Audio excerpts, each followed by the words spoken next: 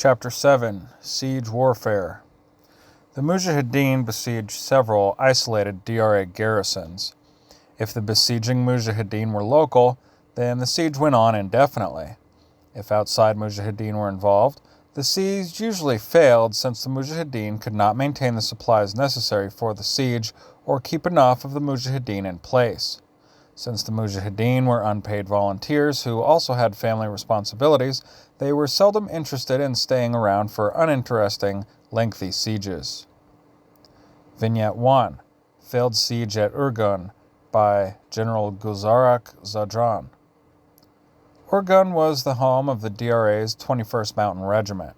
It is located near the Pakistan border and is close to the strategic positions of Khost, Gardez, and Ghazni, as well as Waziristan, Pakistan.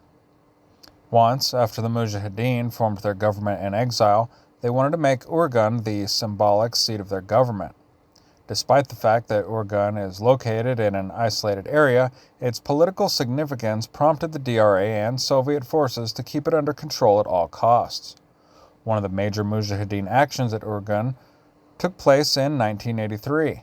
About 800 Mujahideen from Wazir, Zadran, and Karoti tribes took part. Major commanders at the siege included Malawi Jalaluddin, Haqqani, Malawi Arsala, Matiullah Malawi, Ahmad Gul, and Kuzi Karoti. The military council for the siege included Captain Abdul Majid, Major Arsala Wazir, Captain Qayyum, Captain Sardar, Amanullah, Malawi Abdul Ghaffur, and myself. The regiment's main force was located in the old fortress at Urgun, which is commonly called the Octagonal Fort, Hashtraka Kala. It had one battalion based in another fort 4 kilometers south of the regiment at Nek Mohammed Kala. A reinforced company held the airfield to the west of the regimental headquarters. Another company protected the main road to Urgun at a post some 1.5 kilometers to the north, map 7-1 Urgun. We planned to destroy the regiment in 2 phases. The first phase would destroy the security around the main headquarters, the Southern Battalion plus the 2 outlying companies. The second phase would destroy the regimental headquarters. The first phase began in August 1983. The Mujahideen, based in the mountains east of Urgun Valley, encircled and besieged the battalion at Nek Mohammed Kala. This enemy battalion was deployed in a fort which had several towers. The fort was surrounded by minefields, and heavy ZGU-1 machine guns were positioned in the towers, which made it impossible for the Mujahideen to approach close to the fort. This prevented the Mujahideen from tightening their siege on the fort. A few days after the siege began, the religious festival of sacrifice, Eid al-Adha, occurred. It was customary for Mujahideen to go home during the festival, and the enemy felt that few Mujahideen would still be around. This time, however, we did not let our people go home, but kept them at their bases. Thinking that the Mujahideen were not a threat, the DRA took advantage of the holiday and set 3 tanks and a few trucks from the main regimental base to resupply the battalion. We put an ambush force of approximately 70 Mujahideen, commanded by Malawi Hassan, in a dry stream bed about halfway between the 2 forts. Among their weapons were some RPG-7s. When the DRA column entered the kill zone, he sprang the ambush. The ambush destroyed 1 tank and damaged another. The ambushers killed some DRA soldiers and captured 25. Some others escaped. The DRA abandoned 1 intact truck, but the Mujahideen could not retrieve it due to heavy machine gun fire from the battalion's fort. The fire forced the Mujahideen force back into a side canyon. When night fell, Malawi Hassan and Khan Zamak led a group of Mujahideen back to the intact tank. The Mujahideen group included some former DRA tank crewmen. They drove the tank away to their position. We planned to attack the battalion fort 3 days later, using the tank as the main weapon. We formed an 11-man tank protection group and mounted them on the tank. They were armed with some RPGs and small arms.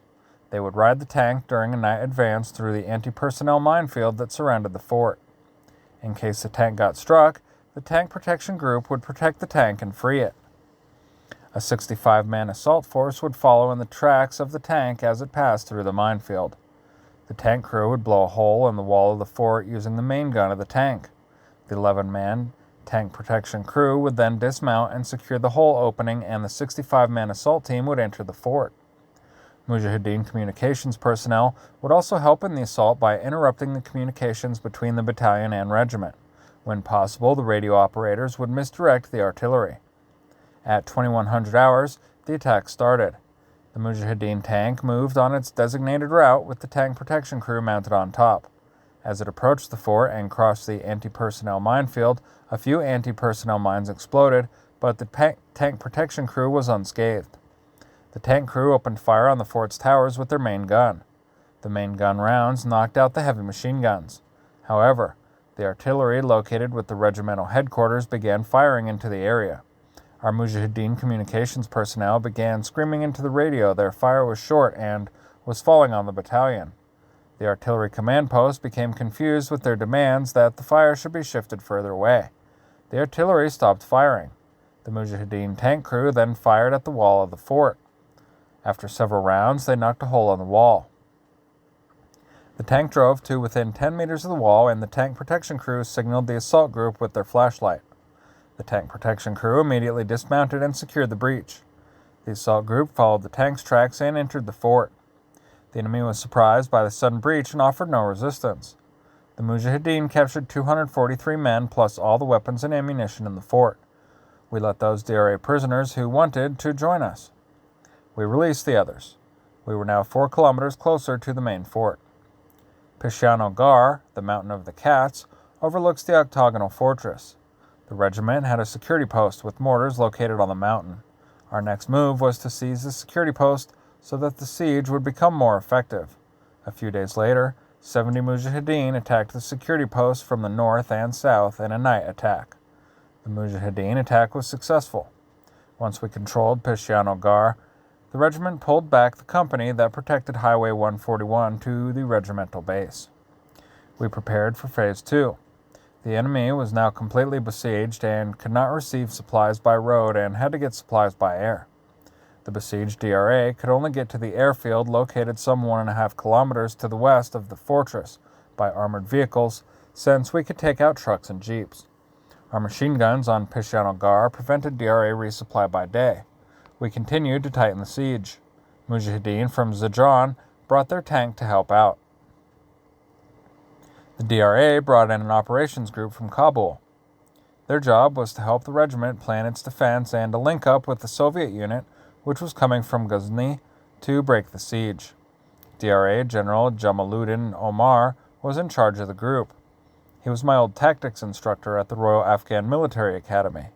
The DRA spread their 3rd Battalion in the south of the city instead of in the fort.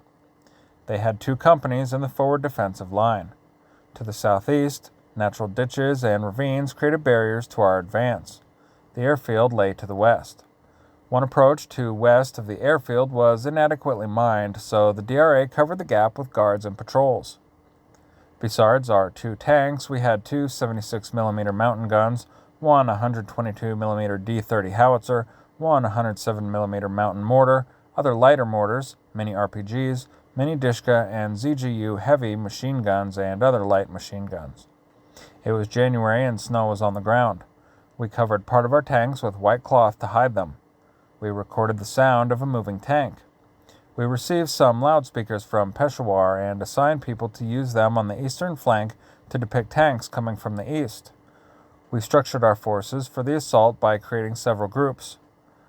A tank and tank protection group commanded by Malawi Shaddam, 2 assault groups, northern and southern, an evacuation group to carry away the spoils, a family and dependents protection group to protect the families of DRA officers who were in the garrison, a truck transport group, a command and control group. We planned the attack. Following an artillery preparation, a tank would spearhead the assault from the north and the south to clear a path through the anti-personnel minefields. An assault group would follow in the tank's tracks to hit the enemy from 2 sides simultaneously. I was with the southern forces. At 2000 hours on a cold January night, our Mujahideen were all in position. We started artillery preparatory fire on the DRA positions. 10 minutes later, our tank moved north toward the city. The tank fired on 2 city towers and knocked out the machine guns in them. Then we turned on the loudspeakers in the southeast to create tank noises there. The enemy fired at the noises as our tank changed direction and headed west where it could reach the unmined area. 15 Mujahideen, including Malawi Shaddam, Ismail Turkestani, and me, were on the tank as it entered the city. As we passed through the mined area, we dismounted and moved to the rear of the 3rd Battalion.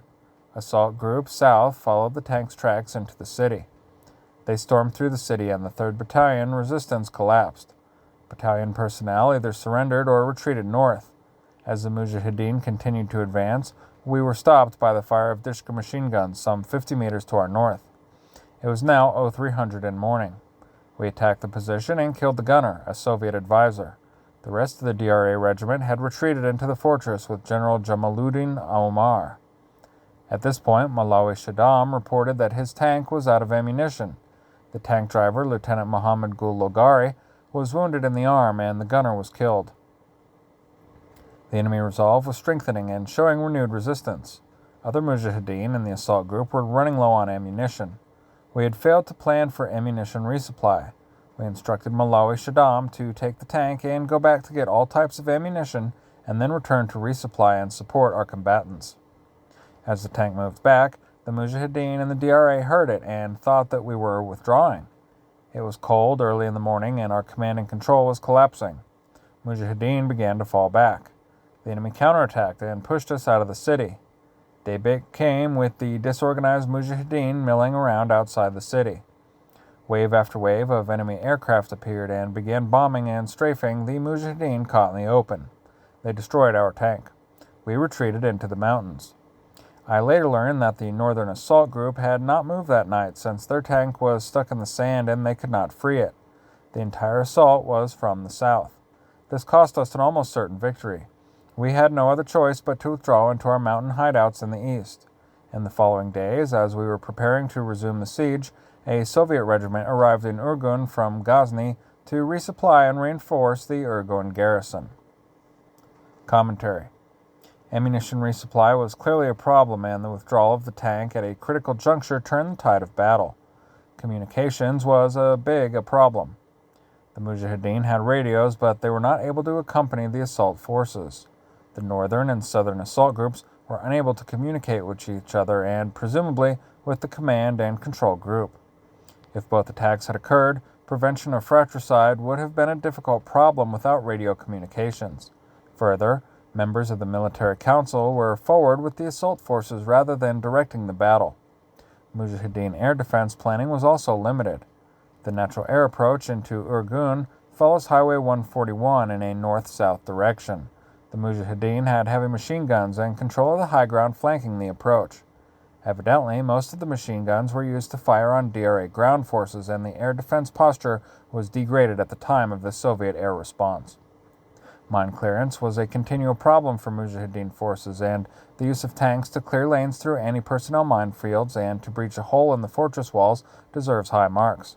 The use of a tank protection group, mounted on the tank, was a tactical innovation that worked well.